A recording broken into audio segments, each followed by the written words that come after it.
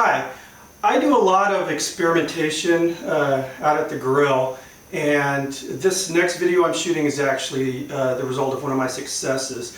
And one of the things I really enjoy doing when we're having a get-together where I'm either barbecuing or grilling is preparing some type of dessert on the grill. Everybody grills up peaches, apples, and bananas and stuff like that. I like to kind of mix it up a little bit, and on this video what I'm going to be preparing is a pineapple upside down cake on my Weber grill, and really easy. Like I said, I just sort of got the idea while I was walking around the store with my wife. What I'm going to be using is a Pillsbury Moist Supreme yellow cake mix, and I'm just mixing it as directed on the box, with the exception is instead of using water, normally I use pineapple juice. I'm experimenting on this video too for some reason, and I'm using this Kern's pineapple coconut nectar instead. And I think it's going to taste good because coconut goes good with pineapple. So anyway, to begin with, I'm just going to mix this up, like I said, as directed, except instead of water, I'm using this stuff, and we'll get going. So the batter's all done now, and we're going to start cutting up the pineapple. I like to use fresh ingredients on all my cooks if I can. You can use canned pineapple, if you don't have access to fresh, but like I said, I prefer to use, fresh fruit. My wife bought one of these with these. It works killer. First time I used, I cut my finger. So just if you get one of these, be careful, but they're available online. Just stick it on over the core, push it down, then separate it all. Okay, now for the next step. I've got an 11.5 inch cast iron skillet here, and I've sprayed the sides with non-stick spray. And what I'm going to do is take softened butter, rub it on the bottom. We're going to start building the upside down portion of the upside down cake, part that's eventually going to be the top. I've sliced up my pineapple in about 1/4 inch thick pieces. It's a little thinner than the can, but it's denser because it's fresh fruit. It's going to caramelize a lot better that way. I've also taken some macadamia nuts and beat the heck out of them in this plastic bag here with a meat tenderizing hammer. And this is a half and half mixture of raw cane sugar and brown sugar. And I'm not measuring anything, I'm just eyeballing everything. So if it makes you feel better, 3/4 cup and 3/4 cup of each, and just mixed up in a bag here. So let's get going on the rest of the cake. Okay, so the first thing I'm going to do is just take this softened butter, just smush it through here. And my disclaimer is I am not a baker, I'm an outdoor cook, so if anybody's cringing by anything they see me doing, just keep your mouth shut. Just going to throw in a little bit of these crushed macadamia nuts now, just a few. I'll put some more in later. Then I'm going to start layering in the pineapple.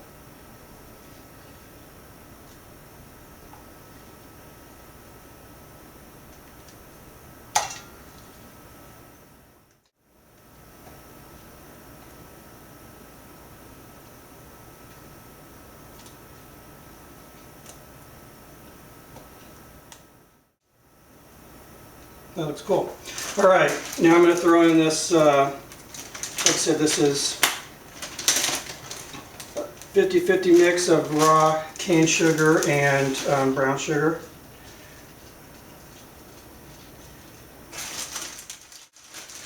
Okay, now more of these macadamia nuts. This isn't the upside down cake that my mom used to make. She was the inspiration for this. All right, now we're going to pour the batter in. Of course, I forgot to grab my spatula, so stand by.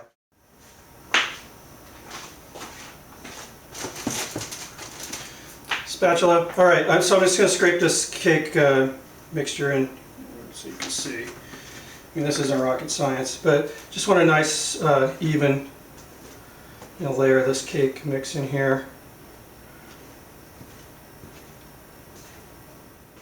Okay, so I've got all the batter in here, and I took the spatula and I evened it out so it's nice and smooth. And the next thing is, like I said, this is an 11.5-inch cast iron skillet. Just so happens that the lid off my Dutch oven fits this thing perfectly. So you need to have some type of lid. If you don't have, my suggestion is, if you're going to do this, just buy a Dutch oven. And the Dutch oven's a little deep for this, to make a cake like this, but like I said, the lid fits this thing perfectly. You can try foil. I've never tried it, so if it doesn't work, don't blame me. So anyway, I sprayed this with nonstick, by the way, because the cake usually rises up into the lid. So now we're going to take it out to the grill. Now, if any of you have seen any of my videos, you know that I normally use a cast iron grate on my grill. The exception is when I do stuff like this. I'm looking for more of a radiant heat than a searing heat, so I just go back to the old conventional wire grill. I've used a half of a Weber charcoal chimney for this. I don't want a bunch of heat. I'd rather err on the low end. This thing was preheated about 350, so like I said, a half does the trick, and I just have it all the way around the perimeter. I don't want any coals in the center at all. I'm just going to set this skillet in the center and cover it up, and I'm going to check in at about 30 minutes.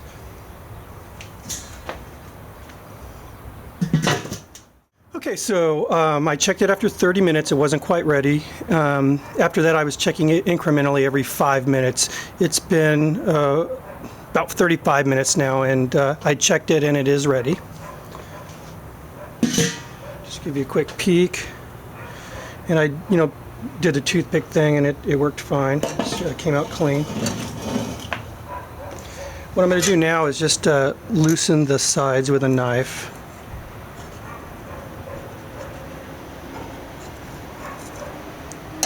Now I'm going to take it inside the house and just let it cool for about 5 minutes before we do the big flip. So see you in a bit. Okay, so 5 minutes have passed now. Let it cool, and it's time for the dreaded flip. I'm going to pose this question to you guys. If it doesn't work out, do you think I'd still post this video? Guess we're going to find out real quick here. I didn't feel like getting out a cake platter, so I'm just laying some wax paper on here, and I'm using a cookie sheet. So, sorry. Okay, it's still hot. Oh, the pan's not hot.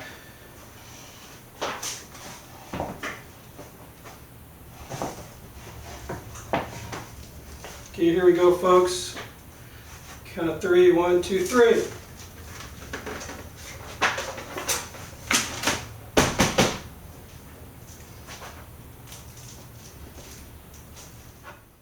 And here's a nice close-up of what it looks like. It smells really, really good. And there's only one thing left to do, and that's taste it. Alright, last step is my favorite, and that's the taste test. So here we go. Nothing but the best for you guys. I'm using a Big Bird Elmo plate, courtesy of my son. Actually, he's outgrown Big Bird and Elmo, but...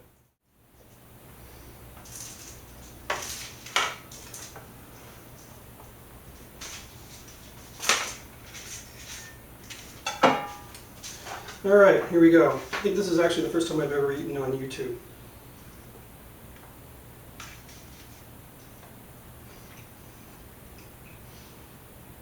Really good. You can actually taste the pineapple in that and the coconut in that nectar I used. So really happy. The sugar's really caramelized here. Very good. I'm sure some of you are probably wondering why I kind of put the sugar on after I put the pineapple down here. Just remember, it's cast iron, and the heat source is coming up from below.